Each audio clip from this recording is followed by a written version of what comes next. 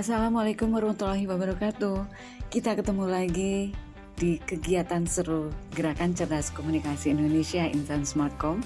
Kali ini GCKI melakukan penelitian dalam reflektif dan rekreatif di Pulau Pari pada Minggu 3 Mei 2026. Ya, saat itu kita berangkat di saat fajar di Pelabuhan Jakarta yang menyapa dengan semburat jingga yang tenang. Di antara kerumunan wisatawan, nampak sekelompok anak muda dengan binar mata yang berbeda. Mereka bukan sekedar pelancong, mereka adalah mahasiswa komunikasi penyiaran Indonesia atau komunikasi penyiaran Islam Universitas PTIK Jakarta yang tengah bersiap melakukan penjelajahan bermakna menuju Pulau Pari, Kepulauan Seribu. Perjalanan yang difasilitasi oleh agen Travel by Raka dan dimotori oleh Gerakan Cerdas Komunikasi Indonesia ini bukan sekedar agenda jalan-jalan di akhir pekan. Ya, di balik tawa dan deru mesin kapal tersimpan misi besar, sebuah pendampingan penelitian lapangan yang dirancang untuk mengasah ketajaman analisis dan empati sosial para mahasiswa. Pendampingan ini membagi mahasiswa ke dalam berbagai klaster metodologi penelitian. Di sudut pulau yang tenang, kelompok etnografi komunikasi tampak sibuk berbaur, berusaha memahami pola tutur dan budaya lokal masyarakat pesisir. Di sisi lain, kelompok fenomenologi mencoba menyelami makna terdalam dari pengalaman hidup para nelayan, mencari hakikat di balik rutinitas yang kasat mata. Di dunia digital pun tak luput dari bidikan. Kelompok etnografi virtual sibuk membedah bagaimana Pulau Pari dipotret dalam jagat maya. Sementara kelompok framing menganalisis bagaimana narasi pariwisata dikonstruksi oleh media. Tak ketinggalan, kelompok studi kasus melakukan observasi mendalam terhadap dinamika sosial yang unik di pulau ini.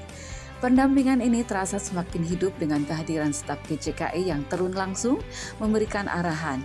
Raden Heri Arya, Hasa Yanura Khairina, dan Rumaisa Adiba terlihat mengawasi dan siap dengan segala kemungkinan peserta di lapangan.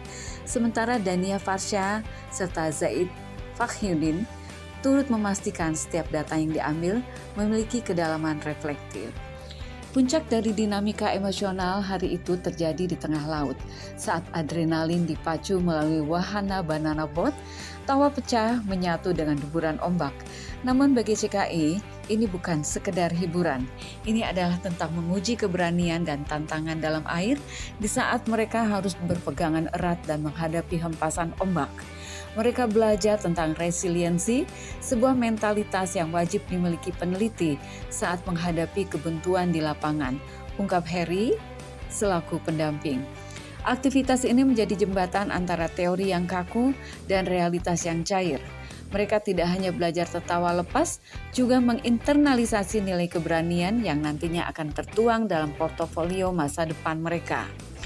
Di balik layar kesuksesan agenda ini, terdapat sosok Elis Lestari Pambayun, Ketua GCKI yang memiliki visi besar baginya mendampingi mahasiswa PTIK adalah bentuk pengabdian nyata untuk mencetak generasi unggul.